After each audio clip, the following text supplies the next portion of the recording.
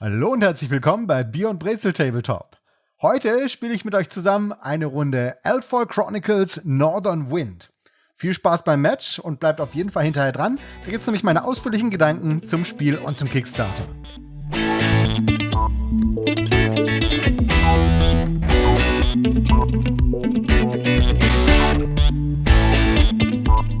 So, hier seht ihr die aufgebaute Demo-Mission. Mein Ziel ist es, diese Stelle zu erreichen und das Tor zu durchqueren. Auf dem Spielfeld sind verschiedene Counter platziert. Unter anderem bedeuten die verschiedene Geländeeffekte, wie hier zum Beispiel Nebel oder hier erhöhtes Terrain.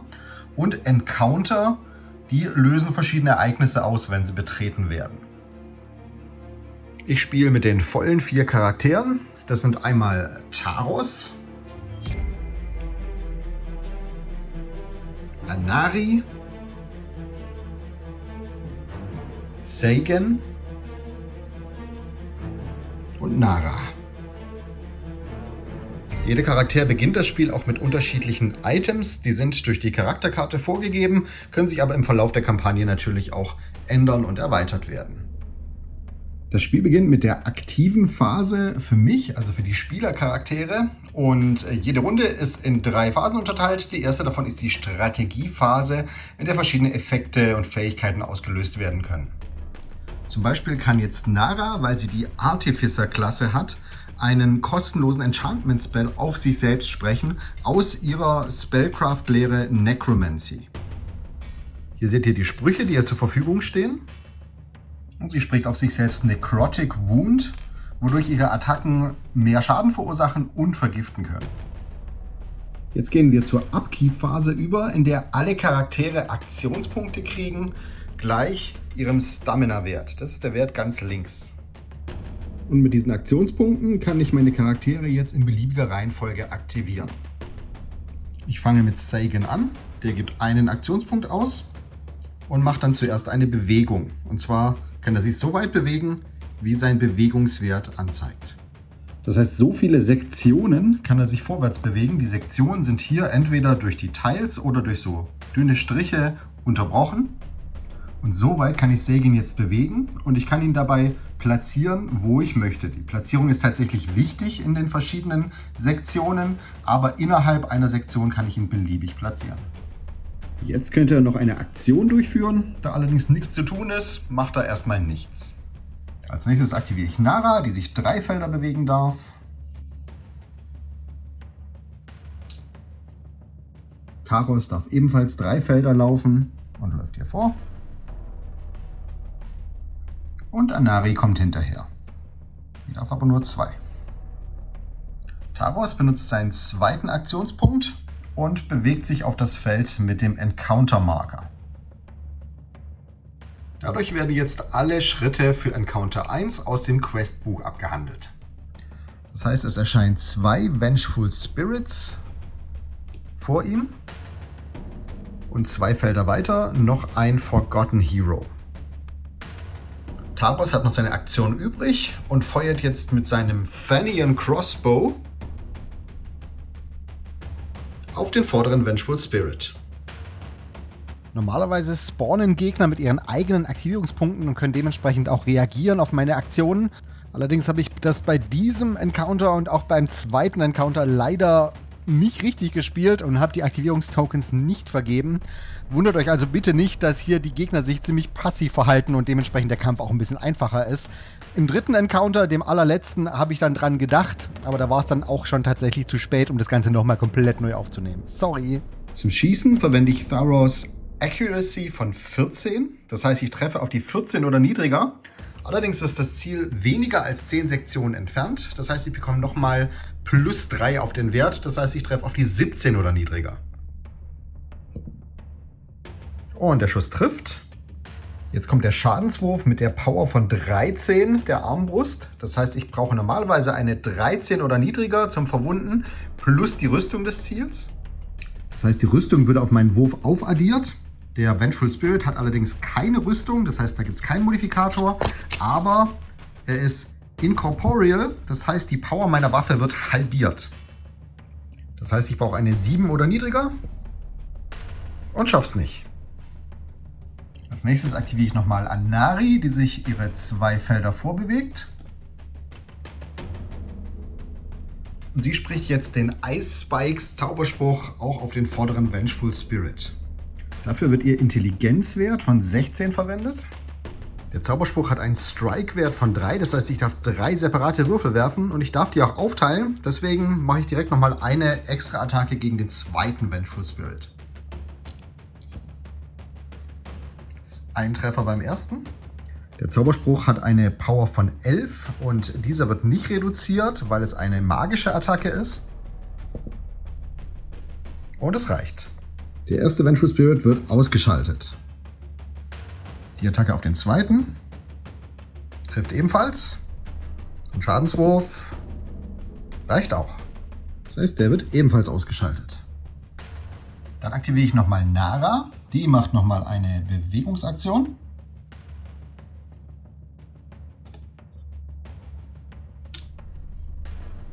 Jetzt hat Nara eigentlich alle ihre Aktionspunkte aufgebraucht. Allerdings kann sie noch ihren Adrenalin-Rush verwenden für einen extra Aktivierungspunkt. Dann ist sie allerdings bis zur nächsten Strategiephase ermüdet. Ich verwende die Fähigkeit aber trotzdem. Sie bewegt sich jetzt hier. 1, 2, 3. An den Forgotten Hero ran. Normalerweise hätte sie hier eine volle Aktion einsetzen müssen, um den Höhenunterschied zu überwinden. Allerdings hat sie die Jump-Fähigkeit, das heißt, sie kann da einfach hochhüpfen, ohne davon beeinträchtigt zu sein. Und jetzt macht sie noch eine Nahkampfattacke gegen den Forgotten Hero. Dafür verwendet sie jetzt ihre Klauen. Die haben eine Anzahl an Attacken gleich ihrem Stamina-Wert von 2, das heißt 2 Attacken. Und ich verwende ihren Offense-Wert von 14 als Zielwert. Das sind 2 Treffer. Die Stärke der Waffe ist die Toughness von Nara von 12. Und der Forgotten Hero hat eine ziemlich dicke Rüstung von 6. Das heißt, ich brauche eine 6 oder niedriger, um zu verwunden. Und schaffe sogar 2-mal. Und wegen Cleave durch mein Enchantment wären das 4 Schadenspunkte. Das heißt, der Forgotten Hero wird klein geschnetzelt. Durch die Verwendung der Fähigkeit ist Nara jetzt allerdings fatigued, also ermüdet. Das heißt, in der nächsten Upkeep-Phase generiert sie keine Aktivierungspunkte. Als letztes aktiviere ich nochmal Sagan, der eine Rennenbewegung macht. Das heißt, er darf sich doppelt bewegen, aber sonst nichts mehr machen. 1, 2, 3, 4. Normalerweise würde jetzt der aktive Zug der Gegner erfolgen, allerdings sind aktuell keine auf dem Spielfeld. Das heißt, wir gehen direkt wieder zum aktiven Zug der Spielercharaktere über. Da Sagan ein Ranger ist, dürfte er normalerweise jetzt auch noch in der Endphase des aktiven Zugs eine freie, normale Bewegung machen. Da er aber hier, um rüberzukommen, klettern muss, was keine normale Bewegung ist, geht das leider nicht. Naras Enchantment würde normalerweise jetzt abklingen, aber sie erneuert es einfach, damit sie wieder Cleave und Poison bekommt. Und dann generieren wieder alle ihre Aktionspunkte. Inklusive Nara, die nur in der reaktiven Phase, also in der aktiven Phase der Gegner, keine Aktionspunkte gehabt hätte. Ich aktiviere dieses Mal Sagan wieder. Der verwendet eine Aktivierung für eine Kletternbewegung. Das heißt, er darf sich hier normal drüber bewegen für seinen Bewegungswert. Allerdings darf er dann danach nichts mehr machen. Tharos schließt sich auch an. Sich 3 bewegen. Er könnte noch eine Aktion machen, weil er die Climbing-Spezialregel hat. Allerdings hat er momentan nichts zu tun. Anari bewegt sich einmal auf den Höhenunterschied zu und wartet. Und dann aktiviert sie gleich nochmal und klettert hier hinterher. Und für die nächsten Aktivierungen rücken die restlichen Helden noch ein Stückchen vor. Nara stellt sich ganz vorne hin. Sagan rennt nochmal. Alle schauen, dass sie nicht den Encounter auslösen. Gefolgt von Tharos. Und Anari hat ja keine Aktivierungspunkte mehr. Wir überspringen wieder den reaktiven Zug und gehen direkt wieder zum aktiven Zug der Spieler über. Nara erneuert natürlich ihr Enchantment.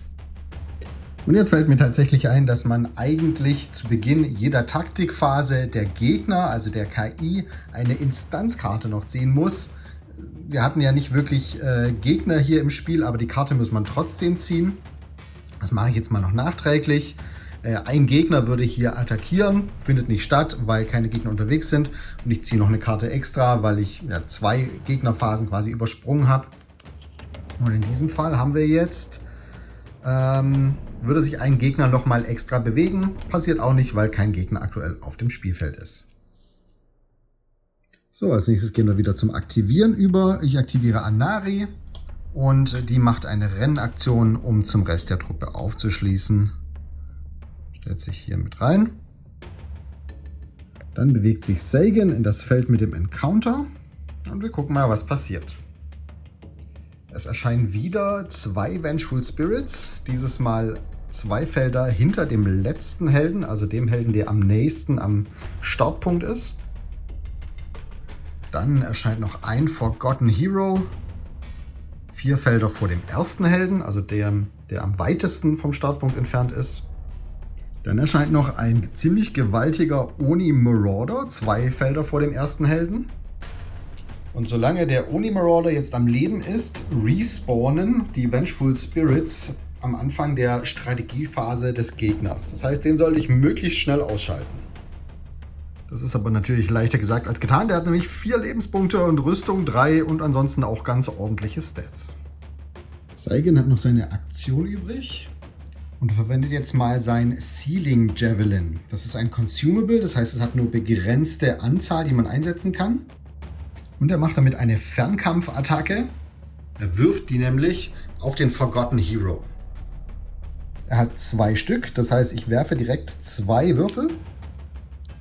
Und er hat eine Accuracy von 12. Allerdings ist der Forgotten Soldier in leichter Deckung. Das sieht man hier an dem Marker. Das heißt, es wird nochmal 2 abgezogen. Das heißt, ich treffe auf die 10 oder weniger. Und die gehen leider beide daneben. Das ist doppelt ärgerlich, weil die hätten nämlich automatisch bei Untoten 2 Schadenspunkte gemacht. Das heißt, der wäre weg gewesen. Als nächstes aktiviere ich Tharos. Der dreht sich für seine Bewegung leicht, weil Charaktere haben nämlich einen 180 Grad Sichtbereich. Und ich möchte nicht, dass die Vengeful Spirits mir nachher in den Rücken fallen. Und dann feuert er mit seiner Armbrust auf den Oni Marauder. Ich brauche wieder die 17 und treffe. Dieses Mal denke ich auch an den Assassination 2 Combat Art von Tharos. Das heißt, ich kann mir von diesen beiden Leveln eins aussuchen und ich nehme in diesem Fall das erste, wodurch ich plus 6 auf meinen Powerwert bekomme. Das heißt, ich bin bei Power 19 und mit der Rüstung von 3 des Marauders bin ich dann bei einer 16 oder niedriger, die ich brauche zum Schaden machen. Und ich schaffe es trotzdem nicht. Sehr gut. Ich versuche das gleiche für eine Aktivierung direkt nochmal.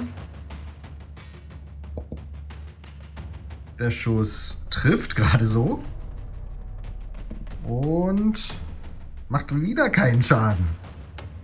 Ich aktiviere Anari und die versucht sich an einem Ignite-Spruch gegen den Oni Marauder. Strike-Wert ist gleich ihrem Stamina, also 2. Und sie braucht eine 16 oder niedriger zum Treffen. Das sind 2 Treffer.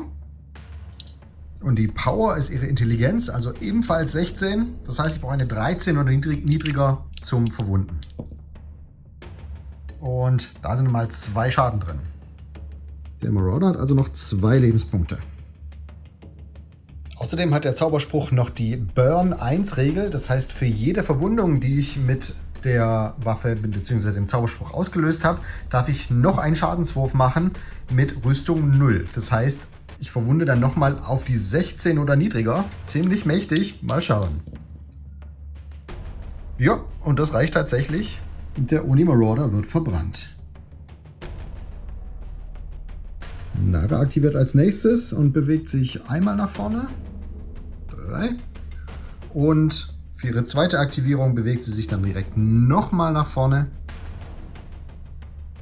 Und attackiert den Forgotten Soldier. Sie attackiert wieder mit ihren Klauen und Deckung. Funktioniert nicht gegen Nahkampfattacken. Das heißt, sie braucht einfach eine 14 oder niedriger. Und trifft 2-mal. Jeweils mit Power 12 gegen Rüstung 6, also ich brauche wieder die 6. Und da geht einer durch. Und auch dieser Forgotten Hero fällt wieder. Und dann aktiviere ich noch einmal Sagan. Der bewegt sich zurück in den Weg der Vengeful Spirits, um seine Verbündeten zu schützen. Ihr seht, er steht jetzt mit seiner Base in beiden Zonen gleichzeitig. Distanzen werden von dem Part aus gemessen, wo er den Großteil seiner Base drin hat, aber er kann auch von Attacken zum Beispiel aus der anderen Zone anvisiert werden, weil er sich teilweise in der gegnerischen Zone oder in der anderen Zone drin befindet. Jetzt sind wir in der Endphase von meiner Runde und das heißt, durch seine Ranger-Fähigkeit darf sich Sagan nochmal normal bewegen. Das heißt, ich nutze das direkt und gehe in Kontakt zu einem der Vengeful Spirits.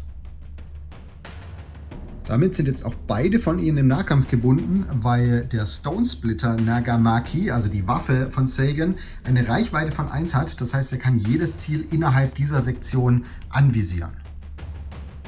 Jetzt gehen wir zur gegnerischen Strategiephase über. Da passiert erstmal nichts. Aber in der Upkeep-Phase bekommen alle wieder Aktionspunkte, inklusive mir, die ich dann auch für Reaktionen einsetzen kann. Und die Vengeful Spirits bekommen auch jeweils 2 Aktionspunkte. Jetzt darf ich noch eine Instanzkarte ziehen. Und das ist was Gutes. Ein meiner Helden darf noch eine normale Bewegung durchführen. Das verwende ich direkt für Anari, damit die eine Sichtlinie auf die Vengeful Spirits hat. Jetzt aktivieren die Gegner in Reihenfolge ihres Levels. Die haben beide das gleiche Level. Das heißt, der am nächsten an mir dran ist, aktiviert einfach zuerst. Der ist schon direkt an mir dran. Das heißt, hier muss ich nichts machen. Und er attackiert mich mit seiner Spektralwaffe.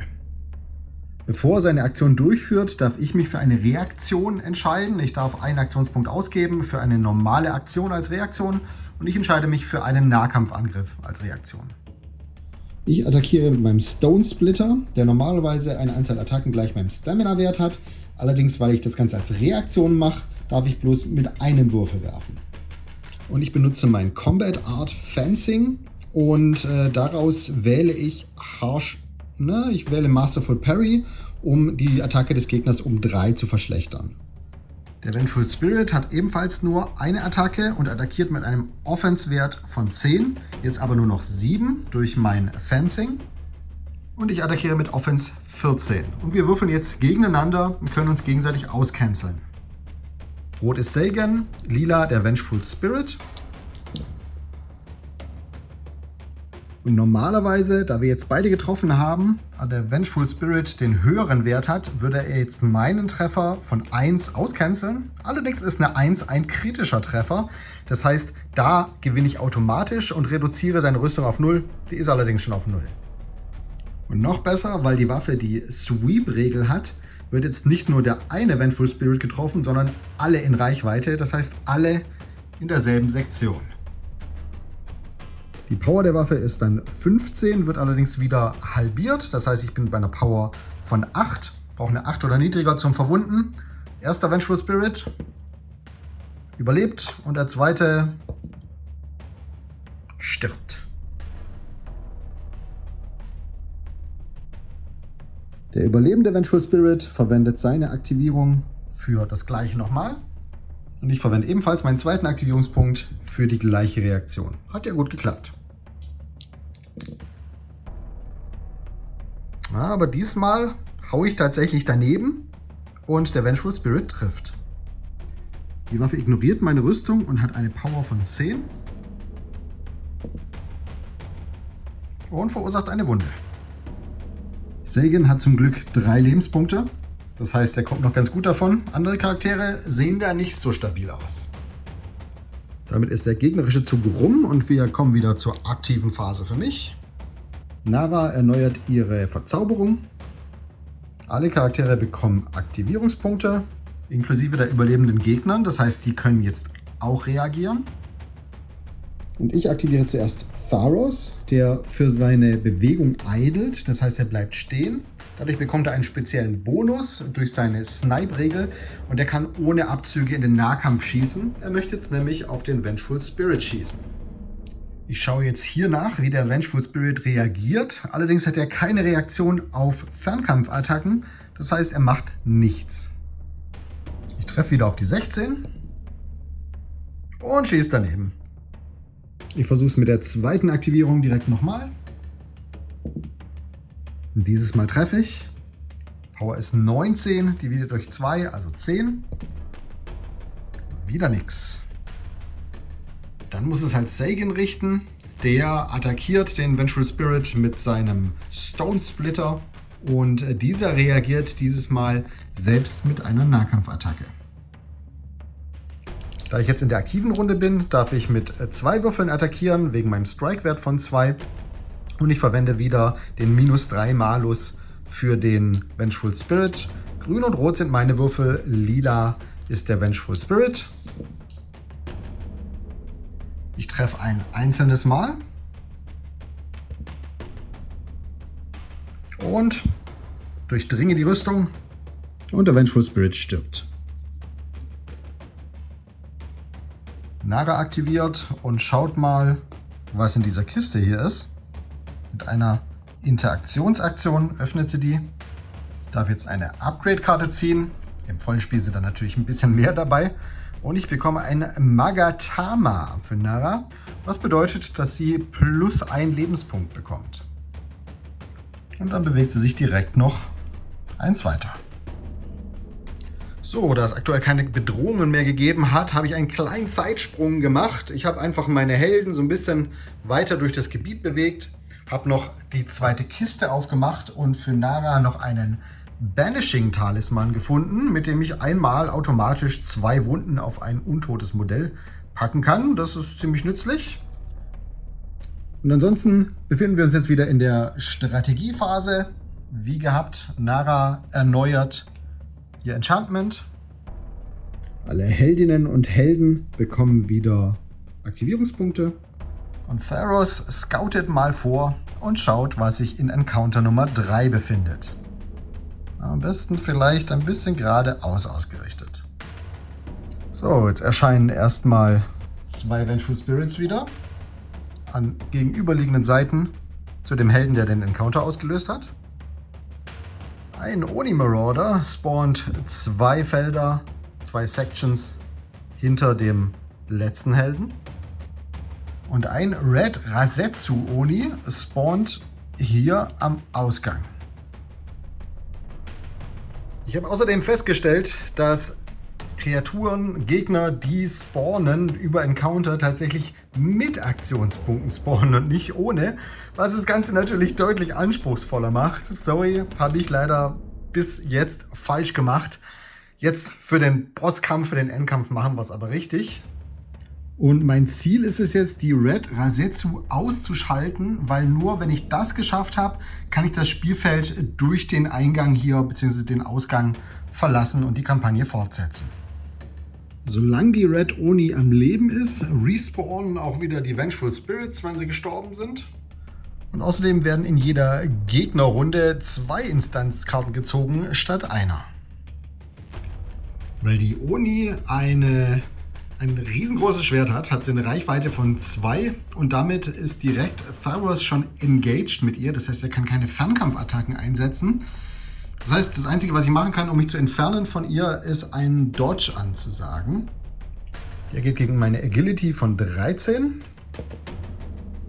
Und das schaffe ich nicht. Das heißt, er bleibt erstmal, wo er ist. Ich aktiviere Sagan und bewege ihn an die Oni heran. Allerdings nicht in Base-Kontakt. Das ist wichtig, damit ich noch auf sie schießen kann. Und er kann trotzdem mit seinem Schwert auf sie draufhauen. Sie reagiert ihrerseits mit einer Gegenattacke. Unter bestimmten Bedingungen könnten auch die anderen Gegner noch reagieren, aber die haben alle jeweils Reaktionstrigger, die nur ausgelöst werden, wenn sie selbst attackiert werden. Ich verwende dieses Mal Level 3 von Fencing, damit ich einen Schlag mehr bekomme. Ich habe einen Offensive-Wert von 14 und die Oni hat 16. Allerdings nur ein Würfel. Dann schauen wir mal, was rauskommt. Ich treffe insgesamt einmal. Die Oni haut daneben und die beiden anderen Attacken gehen auch daneben. Ich habe Power 15 gegen Rüstung von 3. Aber das reicht leider nicht. Ich versuche das gleiche direkt nochmal. Und das sieht okay aus. Die Oni würde tatsächlich treffen. Allerdings habe ich einen höheren Treffer.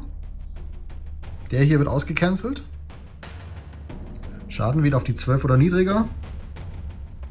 Und wieder nix. Ich aktiviere Anari und für ihre Bewegung eilt sie einmal. Und dann feuert sie ihren Ignite-Zauberspruch ebenfalls auf die Red Oni.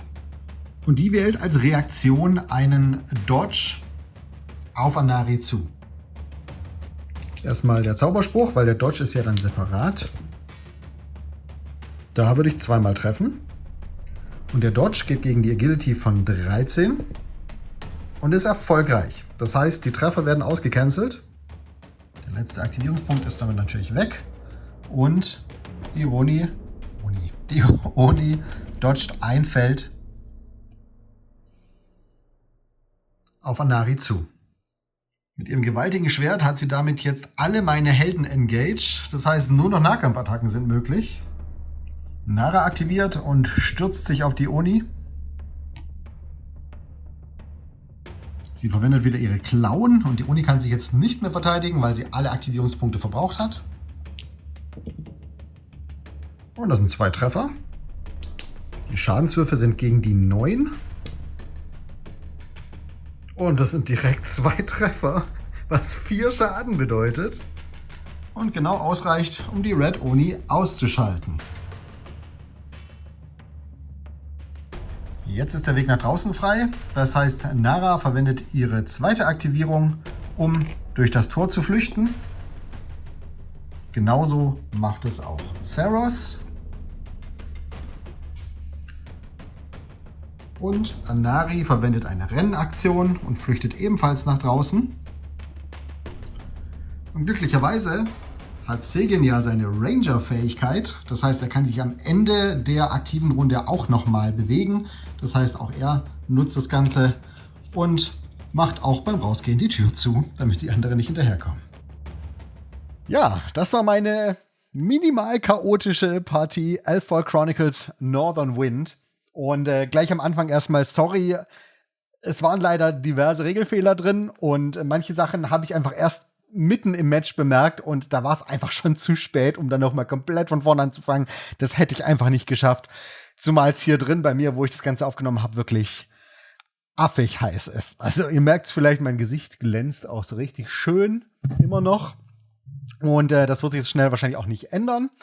Aber nichtsdestotrotz, ich hoffe, ich habe trotzdem so ein bisschen einen Eindruck davon bekommen, wie sich Northern Wind spielt. Die von euch, die Elffoil Chronicles schon länger kennen, es gab ja schon mal eine Kickstarter-Kampagne vor einiger Zeit. Damals allerdings eben für den Skirmisher Elffoil Chronicles, nicht für jetzt eben den Dungeon Crawler. Werden aber festgestellt haben, dass sich da doch einige Sachen überschneiden, was die Regeln angeht. Also manche Sachen haben sich tatsächlich gar nicht geändert. Andere Sachen wurden angepasst, wie zum Beispiel die Bewegungsmechanik, dass man eben nicht mehr mit Maßband sich bewegt, sondern über diese Sektionen, in denen man sich frei platzieren kann.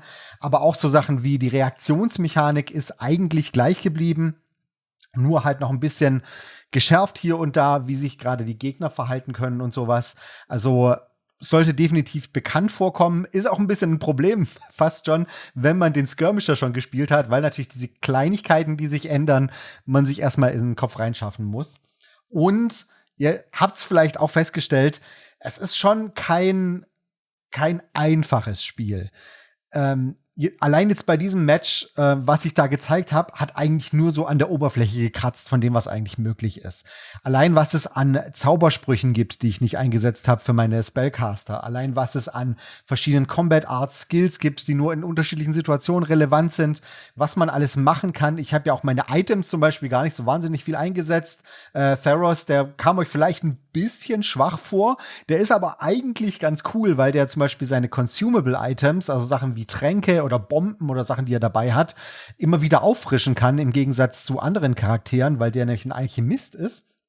Das heißt, wenn der irgendwie eine coole Bombe hat, dann mixt der sich in jeder Runde einfach eine neue Bombe und kann die dann wieder schmeißen. Also es ist schon auch richtig stark. Und generell sind eigentlich alle Charaktere sehr, sehr mächtig. Habt ihr ja vielleicht gesehen auch. Und das ist schon sowas, das ist schwierig in einem Match darzustellen. Ich wollte aber nicht das Match irgendwie stellen oder künstlich irgendwie zusammenbasteln. Ich wollte einfach mal zeigen, wie einfach mein Match abgelaufen ist, das ich da gespielt habe. Und ich muss auch sagen, dass ich nach wie vor ein großer Fan bin von Eldfall Chronicles. Einfach weil gerade diese komplexeren und sehr tiefgehenden Mechaniken, die machen einfach Spaß, wenn man sich mal so ein bisschen reingefuchst hat. Es ist am Anfang wirklich schwierig erstmal. Es kann auch ein bisschen überwältigend wirken. Und man muss sich da so ein bisschen drauf einlassen. Ganz besonders natürlich muss man auch dazu sagen, ich habe das Ganze jetzt solo gespielt, mit so vielen Helden, wie ich da gespielt habe. Das ist eigentlich nicht die Solo-Variante, sondern ich habe da auch schon mit den Designern gesprochen. Da sind verschiedene Schwierigkeitsgrade geplant, wo man auch die Anzahl an Helden runterskalieren kann, damit man gerade, wenn man Solo spielt, vielleicht dann eher so mit 2 Helden unterwegs ist und nicht mit den vollen 4, mit den ganzen Items, den ganzen Zaubersprüchen, den ganzen, was da alles noch mitkommt. Das ist einfach sehr, sehr viel. Kann man natürlich machen, wenn man da wirklich drauf steht, aber die von euch, die schon mal Solo gespielt haben, die wissen vielleicht auch, dass eine der größten Herausforderungen ist, so dieses Thema Bookkeeping und irgendwie einen Überblick behalten, was man jetzt gerade noch machen muss, welche Regeln gerade triggern und diese ganzen Sachen. Und ich bin mir sicher, dass ich da auch sehr, sehr viel Zeug wieder vergessen habe beim Spielen, das ich eigentlich wissen sollte.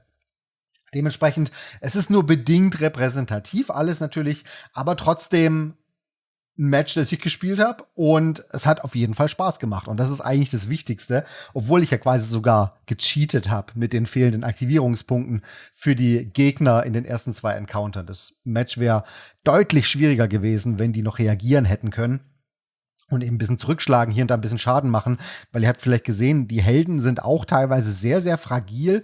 Das Spiel ist in der Dungeon Crawl Variante genauso tödlich wie in der Skirmish-Variante. Es ist ja in vielen Bereichen auch sehr stark inspiriert von Spielen wie Infinity, wo man das eben auch hat, dass ein Schadenspunkt oder vielleicht mal 2 Schadenspunkte direkt bedeuten können, dass ein Held ausgeschaltet ist. Und das ist hier definitiv auch so. Und das finde ich auch cool, weil es ist einfach, die Stakes sind sehr, sehr hoch bei dem Spiel.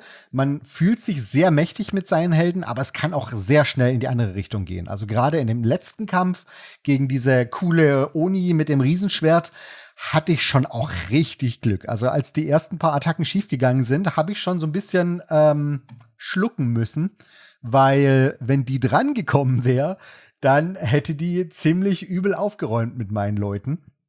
Weil die eben mit ihrem Riesenschwert auch noch die Sweep-Regel hat, genauso wie auch Sagan mit seinem Katana. Das heißt, die kann mehrere Gegner gleichzeitig attackieren, und da die Reichweite 2 hat, hätte die einfach mit einem Schlag alle meine Charaktere gleichzeitig erwischen können. Das heißt, die musste sterben, 100%. Und ich hab's ja zum Glück dann noch hingekriegt. Und auch hier muss man dazu sagen, ne, es ist alles Work in Progress natürlich. Es wird sich noch ganz viel ändern, gerade was das Balancing angeht. Ich habe da auch ein bisschen Feedback gegeben, weil ich zum Beispiel auch den Ignite-Spruch von Anari, diesen Zauberspruch, der den Gegner noch anzündet, sodass man noch mal extra würfeln kann, gerade bei ihr sehr, sehr stark ist. Die Reaktion war dann auch, fand ich sehr positiv. Die Antwort war, dass sie eher dann die Gegner noch ein bisschen stärker machen, gerade so jemand wie den Oni Marauder, dass der noch ein bisschen furchteinflößender wird und nicht, dass man eben die Helden nervt, weil ich finde es cool, dass sie sich so mächtig anfühlen und dass sich die Zaubersprüche irgendwie so krass anfühlen und so. Und es macht ja Spaß da an der ganzen Sache.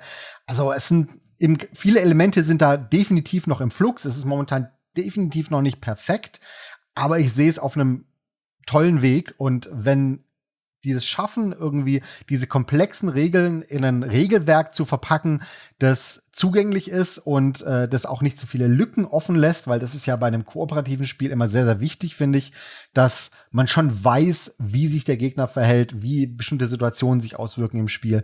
Das muss schon klar definiert sein und klar beschrieben sein im Regelwerk, und das ist keine leichte Aufgabe bei so einem komplexen Regelwerk. Aber wenn sie das schaffen, dann ist es wirklich ein besonderes Spiel, weil ich finde, es gibt sehr, sehr viele Dungeon Crawler, die sehr gestreamlined sind, die sehr auf einfache Mechaniken aus sind, aber denen dann auch sehr, sehr schnell der Flair irgendwie fehlt. Und thematisch ist Eldfall Chronicles ja sowieso, finde ich, ganz oben mit dabei mit diesem Final Fantasy, JRPG, irgendwie Online-Rollenspiel-Style, der da irgendwie mitschwingt. Aber auch die Mechaniken sind halt einfach extrem stimmungsvoll, weil wirklich die Charaktere so viele Fähigkeiten haben, die man muss erstmal die Übersicht irgendwie sich verschaffen muss. Aber die geben den Charakteren natürlich auch extrem viel Flair. Und wenn du siehst, dass da irgendwie ein Charakter irgendwie so einen Falke hat, den er dabei hat, den setzt er auch ein. Der hat dann auch eine Auswirkung im Spiel, auch wenn er nicht immer relevant ist. Aber man hat ganz viele Werkzeuge, die die Charaktere dabei haben. Und wenn die Szenarios da darum schön gestrickt sind, wenn die Kampagne schön aufgebaut ist, dann stelle ich mir das schon sehr spaßig vor, da auch irgendwie sich so ein bisschen zu bekannt zu machen mit seinem eigenen Helden und den auch wirklich zu lernen, effektiv einzusetzen. Gerade auch in einem Setting, wo man dann mit mehreren Leuten zusammenspielt. Und das, was ich euch hier gezeigt habe, das umfasst ja auch noch nicht mal das ganze Kampagnenzeug, was dabei ist. Also hier habe ich jetzt schon mit den Charakteren mit Level 2 gespielt. Normalerweise fängt man mit Level 1 an und die leveln dann nach und nach auf. Sie kriegen neue Items dazu. Entsprechend werden natürlich auch die Szenarios dann schwieriger und die Fähigkeiten werden mehr und stärker, die Charaktere bekommen. Das heißt, da ist dann auch noch nach oben einiges dabei. Es gibt eine Kampagnenkarte, über die man dann verschiedene Szenarios ansteuern kann. Hier und da kann man dann Entscheidungen treffen oder je nachdem, wie ein Szenario ausgeht, geht es eben den einen Weg lang oder den anderen Weg lang. Und es gibt Questkarten, die habe ich jetzt hier auch nicht gezeigt im Spiel, die man normalerweise vor einer Mission zieht und wo man dann auch noch so kleine Mini-Entscheidungen oft treffen muss, die sich dann erst nach dem Szenario oft auswirken. Da gibt's dann so einen ganzen Bereich, der hier jetzt im Prototyp noch nicht mit drin war, wo man eben verschiedene Ausgänge für die Entscheidungen, die man getroffen hat, dann mit drin hat, die dann sich positiv oder negativ auswirken können. Also da steckt schon ganz schön viel drin in dem Ganzen und das Ganze noch dazu zu den wirklich hervorragenden Komponenten, die ich da jetzt bei mir habe. Ich meine, das ist ein Prototyp. Ich sag's noch mal, es ist ein Prototyp. Man sieht's vielleicht so ein bisschen an den Spielfeldteils, die sind noch so selber gedruckt, aber die anderen Elemente, die Miniaturen, die Karten machen schon einen hervorragenden Eindruck und ich weiß auch, wie die Miniaturen aussehen aus dem letzten Kickstarter. Die Leute von Elfall, die sind momentan, was ich echt krass finde, so mit ganz, ganz oben mit dabei, was die Qualität angeht von Miniaturen, also was das Material angeht. Die arbeiten mit einem hervorragenden Resin und ihr Produzent ist einfach gut, richtig gut, super detailliert, super sauber das Zeug und gleichzeitig aber auch die Sculpts, die machen, die Figuren, die da dabei sind. Wenn ihr die Bilder seht, dann auf der Kickstarter-Kampagne, die sehen einfach gut aus. Die sind einfach schön designt und machen Spaß zum Anschauen und ich bin mir ziemlich sicher, dass die auch sehr viel Spaß zum Anmalen machen, wozu ich jetzt hier leider nicht mehr gekommen bin. Also, so viel rumschwadroniert und über den Klee gelobtes Spiel. Ihr seht, ich bin ein großer Fan von Elfall Chronicles. Ihr unterstützt die Leute da auch sehr, sehr gerne. Es ist meine eigene Meinung, das Ganze. Also ich wurde dafür nicht bezahlt, aber nichtsdestotrotz, ich finde es toll, was die machen. Und es ist immer noch eine kleine Firma, die definitiv ihre Berechtigung hat für diesen Kickstarter, weil sie eben das Ganze nur so finanzieren können. Und ich wünsche Ihnen da auch ganz viel Erfolg. Es gibt natürlich noch so ein paar Sachen, die definitiv funktionieren müssen, damit das Spiel auch wirklich gut wird. Ich habe ja schon erwähnt, das Regelheft muss sitzen. Da muss, also bei so einem komplexen Regelwerk muss der Regeltext selber, die Beispiele, diese ganzen Sachen, das darf nicht allzu viele Lücken offen lassen, weil sonst kann das schnell frustrierend werden bei so einem Spiel. Ich hatte jetzt hier die Designer quasi direkt an der kurzen Leitung per WhatsApp und habe halt 1, 2 Regelfragen denen direkt drüber schicken können, habe direkt eine Antwort bekommen. Den Luxus hat nicht jeder, also das muss dann im Regelwerk drin sein. Und ich kann natürlich auch momentan nicht wirklich eine Aussage über die Kampagne, wie die weiter verläuft, über die Story, was da passiert, wie die Progression ist, ob sich's irgendwann wiederholt. Solche Sachen, das muss man schauen, das kann ich momentan nicht beurteilen, deswegen gebe ich da jetzt auch keine Bewertung dazu ab. Aber wenn ihr wirklich auf Fantasy steht, auf Fantasy Skirmisher, genauso wie auf Fantasy Dungeon Crawler und auch mal wirklich euch in ein bisschen fleischigeres Regelwerk reinarbeiten wollt, das aber wirklich auch unglaublich viele Möglichkeiten hat, es zu spielen und gleichzeitig auch wirklich einfach Spaß macht irgendwie, wenn man es verstanden hat, dann schaut euch auf jeden Fall die Kampagne an. Die startet morgen am 20. Juni mittags. Das heißt, wenn ihr das Video anguckt, kann gut sein, dass die Kampagne tatsächlich schon läuft. Und den Link dazu findet ihr auf jeden Fall auch unten in der Videobeschreibung. Und schaut einfach mal rein, guckt, ob euch das gefällt, was ihr da seht. Und wenn, dann lasst natürlich gerne einen Pledge da. Und grüßt die Leute ganz herzlich vom Tobi, wenn ihr das macht, damit sie sehen, dass ihr Prototyp-Investment tatsächlich auch was gebracht hat. So, das war's jetzt von meiner Seite. Ich habe hier ungefähr 50 Grad im Raum, deswegen breche ich an dieser Stelle jetzt mein Schwadronieren ab. Aber euch vielen, vielen Dank fürs Reinschauen. Ich hoffe, es hat euch gefallen. Wenn dem so ist, dann gebt mir gerne einen Daumen hoch und abonniert den Kanal, wenn ihr es noch nicht gemacht habt. Und sagt weiter, dass es einen Kanal gibt. Das hilft mir am allermeisten. Und ansonsten sehen wir uns dann hoffentlich bei meinem nächsten Video. Bis dahin wünsche ich euch alles Gute, genießt das schöne Wetter und ciao, ciao.